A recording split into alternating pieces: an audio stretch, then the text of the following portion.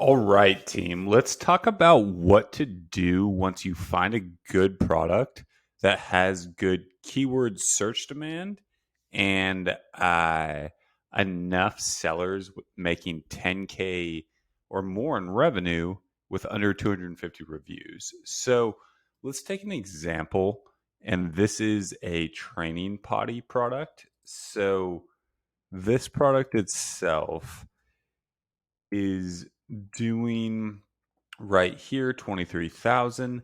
This exact model has 136 reviews. There's a bunch of competitors on the majority of their page one that are making enough sales and have a really good keyword demand. So if we go back, we've organized our top 15 keywords. They total 53,000. Average CPR, total sales over 8 days to get to page one. Really, we look for an average of under 40. This is 29, so it's really good. And then we have our competitors up here, all of which have under 250 reviews or making over 10K. We have everything organized. So what's next? What's next is we want to look for a few different things. And so if we're working off of the vetting checklist, what we would do is say, okay, market demand is there. What's next? What's next is reviews. And reviews, there's a couple different ways to think about this. The first thing we want in reviews is to make sure, and I'll type these below, but the first thing in the review section would be 10K plus and 250 or below on each keyword. And so this would mean going back here, searching potty seat for toddlers, or let's search a smaller one, potty training seat with ladder. Let's take a look at this. And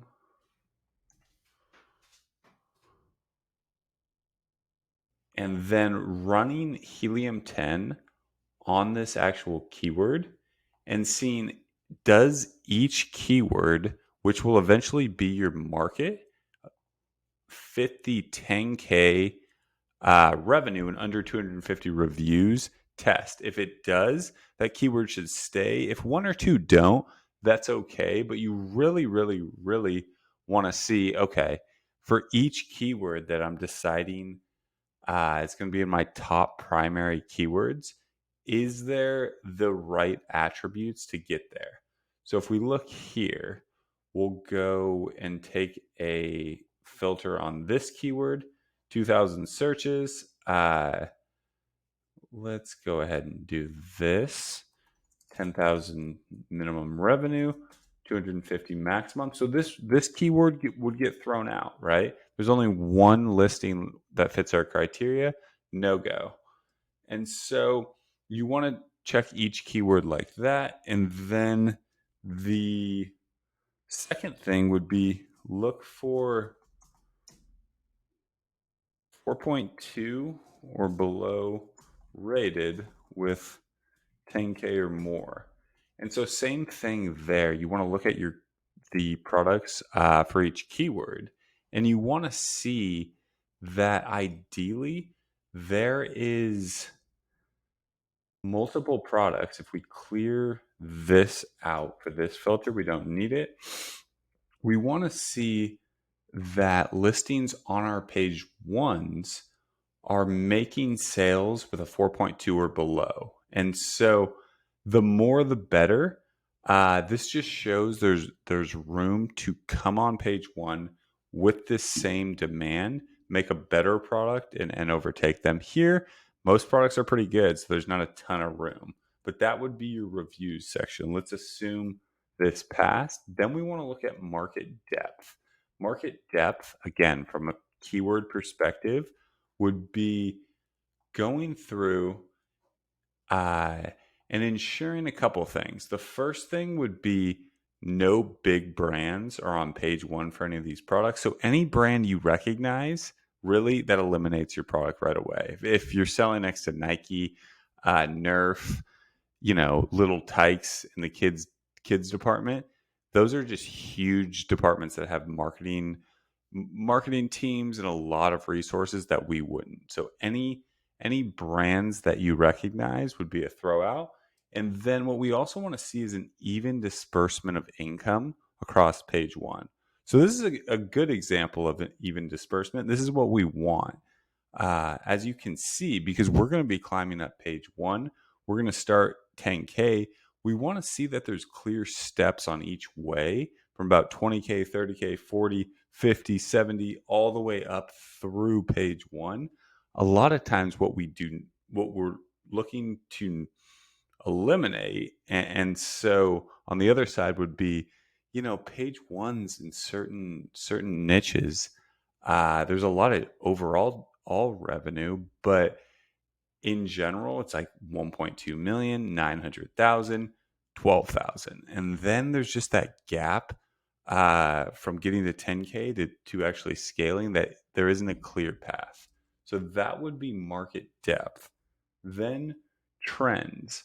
Trends itself, you can look at it in a few different ways. First, there's two different ways to look at trends on Helium 10.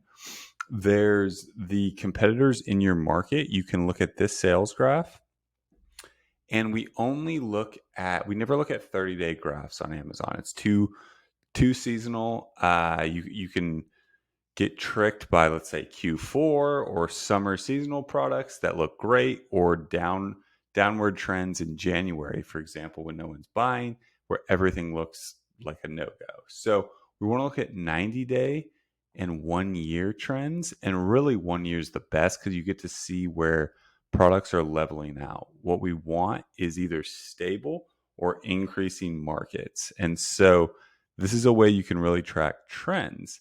And then a further way to track trends would be getting to your keywords. And let's go here. Now I have these 10 keyword or these 15 keywords. So I can go to magnet in my Helium 10, and what you can do is go to the analyze keywords, search the exact ones you want to analyze, and then we actually get to see the trend of these keywords so that we're not guessing which way this market is going, right? And so I'm going to sort this by search volume, and then right here you get to see the keyword trend. So last year in July it was 13,197.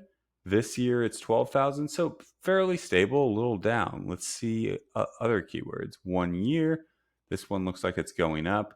In general, these graphs are fine. You just want to be weary of markets and niches where the majority of keywords are trending down. The third way you can look at trends is Google Trends. And so Amazon typically, as a buyer's market, gets hit with trends last. What we want to do is take a few of our keywords, potty seat for toddlers. Let's take a look and see if there's any trends in Google.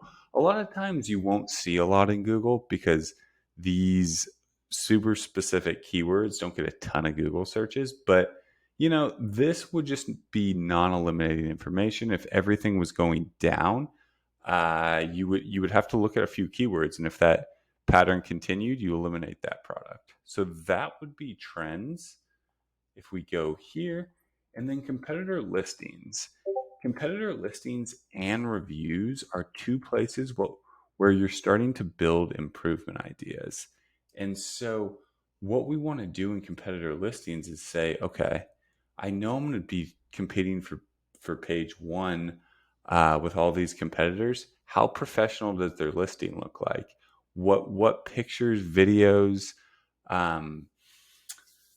things do they have that, one, I could either improve upon, or if a niche just has super just professional listings that blow you away in every which way, well, it's hard to differentiate there from a digital perspective, and you might want to avoid that. So here we see, okay, this one is a top seller in the market.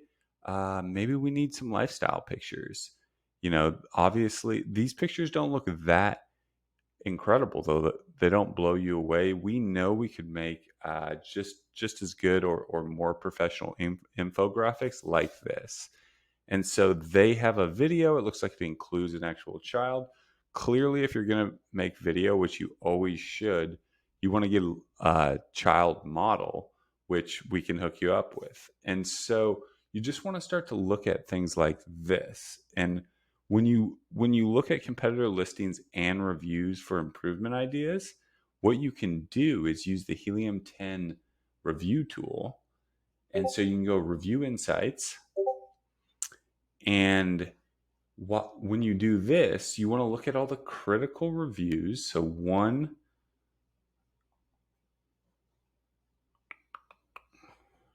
second here.